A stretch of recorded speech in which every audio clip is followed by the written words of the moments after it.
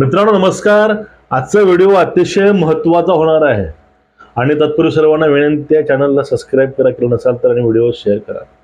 बघा, आपण पहिला विषय घेऊया केंद्रामधील म्हणजे दिल्लीतील एक पक्ष आहे आम आदमी. त्याचे राघव चड्डा नावाचे खासदार नेहमी संसदेमध्ये जनतेचे मुद्दे मांडतात आणि ते मुद्दे लोकांनाही आवडतात आणि त्या मुद्द्यामध्ये खरंच लोकांचा फायदाही आहे आणि ते मुद्दे शासन सुद्धा अप्रूव्ह करत आहे. कारण जनतेनं निवडून आपल्याला त्याच कामासाठी दिलंय हे त्यांना माहिती, ते करतात कामं. पण त्यांचा जो पक्ष आहे, पक्ष त्यांना टॉर्चर करत आहे. त्या पक्षानं सांगितलं की आपल्या लोकसभेमध्ये की आमच्या खासदाराला बोलायला संधी देऊ नका, आमच्या खासदाराला बोलायला तुम्ही वेळ देऊ नका. कारण काय, त्यांचं म्हणणं असं होतं की राघव चड्डानी लोकांच्या प्रश्नावरती बोलायचं नाही, राघव चड्डानी कुठले महत्वाचे लोकांचे मुद्दे मांडायचे नाही, तर मांडायचं काय, त्या ठिकाणी या गोष्टी मांडायच्या, मोदीविषयी तिथं बोलायचं, मोदींना विरोध करायचा, मोदीवर कुठे आरोप करायचे आणि सरकारला धाऱ्यावर धरायचं. सरकारची चूक असो नसो काही असो, पण सरकारच्या विरोधामध्ये बोलायचं, लोकांच्या कामाविषयी लोकांविषयी काहीच बोलायचं नाही. एकूणच यांच्या ज्या बोलण्यातून त्यामध्ये अनेक लोकांनी त्यांच्या बाईट घेऊन सांगितले की हे राघव चड्डा हे मोदीला प्रश्न विचारत नाहीत, हे प्रश्न कोणाला विचारत नाहीत, हे कुठले प्रश्न उपस्थित करत नाहीत. मग या ठिकाणी प्रश्न असा येतो की जनतेनं पाहिले राघव चड्डा हे लोकांची लढाई लढत आहेत. राघव चड्डा हे लोकांसाठी तिथं आपलं जे काही विचार मांडत आहेत, प्रश्न मांडत आहेत, त्यामध्ये अनेक प्रश्न आहेत. आपलं मोबाईल डाटा असेल, मोबाईलचं सिम कार्ड असेल, असे अनेक मुद्दे त्यांनी उचललेले आहेत. मग ह्या लोकांचा अजेंडा हा विकास नाही, ह्या लोकांचा अजेंडा आहे फक्त शासनाला विरोध करणं आणि मोदींना विरोध करणं. असंच आपल्या महाराष्ट्रामध्ये सुद्धा आहे. महाराष्ट्रामध्ये एक मराठीमध्ये बघा लोक म्हणतात, जर एक नवीन जर मुसलमान असेल तर नवीन मुस्लिम हा सर्वांना आदाब करत सुटतोय आणि सर्वांना दाखवायचा प्रयत्न करतोय की मी कसा कट्टरतावादी आहे, मी कसा खरंच कट्टर आहे. असं महाराष्ट्रामध्ये सुद्धा संजय राऊत नावाचा एक आमचे तुकरणे साहेबांच्या मते भडगुंजा हा नेहमी हेच काम करतोय. कधी कुठल्या विकासावरती बोलायचं नाही, कधी कुठलेच जनतेचे मुद्दे बोलायचे नाहीत. जनतेविषयी, विकासाविषयी या कुठल्याच मुद्द्यावरती काहीही न बोलता फक्त द्वेषातून द्वेष मनामध्ये घेऊन मोदींवरती, देवाभाऊवरती नेहमी गरळ ओकायची, नेहमी बोलायचं आणि त्याला नेहमी टार्गेट करायचं. विषय असो नसो, मुद्दा असो नसो, नेहमी टार्गेटमध्ये भाजप असला पाहिजे आणि भाजपला विरोध करता करता टार्गेटमध्ये हिंदुत्व, भारतीयत्व, राष्ट्रीयत्व हे आणायचं आणि ही भारतामधील लोकशाही संपली आहे. आमचा हायकोर्टावरती विश्वास नाही, आमचा न्यायव्यवस्थेवरती विश्वास नाही, आमचा कुणावरतीच विश्वास नाही, फक्त यांचा विश्वास असतो राहुल गांधीवरती, बाकी यांचा विश्वास हा कुणावरतीच नाही. आता राहुल गांधी कुठल्या बेसवरला माणूस आहे, राहुल गांधी नेमका कसा आहे हे तुम्हाला मी नव्यानं सांगायची काय गरज नाही. पण ह्या गोष्टी चाटोकारांना कळणार नाही. चाटोकारांना राहुल गांधी म्हणजे एक अतिशय एक समंजस व्यक्ती वाटतो, पण राहुल घॅंडी, गांधी नाहीच तो, घॅंडी. राहुल घॅंडी हा नेमका घॅंडीच आहे, तो गांधी होऊ शकत नाही. मग हे सगळे ते तिकडले मुद्दे आपल्या महाराष्ट्रामध्ये येऊन मांडतात. आता त्यांनी प्रथमच केलाय, सध्या आदित्य ठाकरे आणि संजय राऊत यांचं चांगलं चालूच आहे बरं का. कोणीही काही म्हणू द्या, या दोघांमध्ये चांगलं चालू आहे, हाणामारी, बोलाबोली सगळं चालू आहे. कोणत्याही क्षणी काँग्रेसवासी हा राऊत होईल आणि परत ओबाटाला रस्त्यावरती आणून कलटी मारेल, यामध्ये शंका काहीच नाही.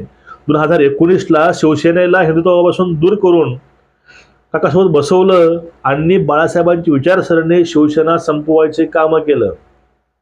आता हेच परत चालू आहे. याचा अंदाज या गोष्टीवरून येतो की पाठीमाग मातोश्रीवरती एक बैठक झाली होती. त्या बैठकीमध्ये खासदार जे लोक आहेत शिवसेना उद्धव ठाकरे गटाचे, त्यांनी एक मुद्दा मांडला होता की आदित्य ठाकरे हे महाराष्ट्रामधील मतदारसंघात फिरत नाहीत, ते कुणालाच बोलत नाहीत, असे अनेक त्यांनी मुद्दे मांडले होते. तोच मुद्दा टार्गेट करून यांनी एक नवीन कांड केले परवा दिवशी.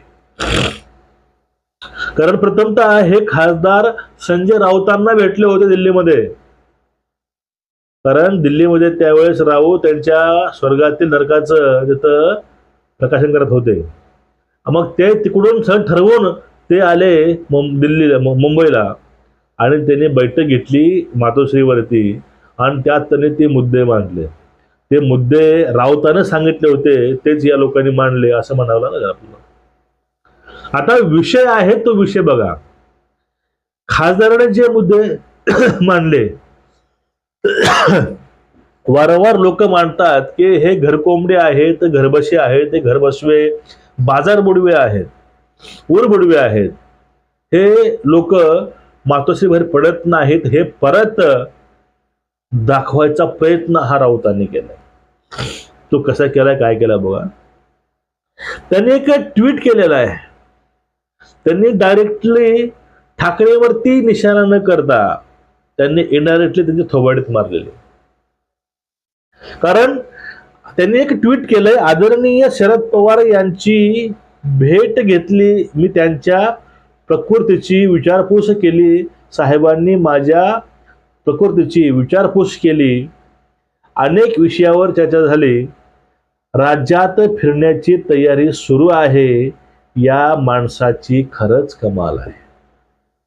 शेवटचं, राज्यात फिरण्याची तयारी सुरू आहे, या माणसाची खरंच कमाल आहे. दवाखान्यामध्ये जाऊन हे काका परत फिरायच्या गोष्टी करतात, खरं याची कमाल आहे असं राऊत म्हणतात.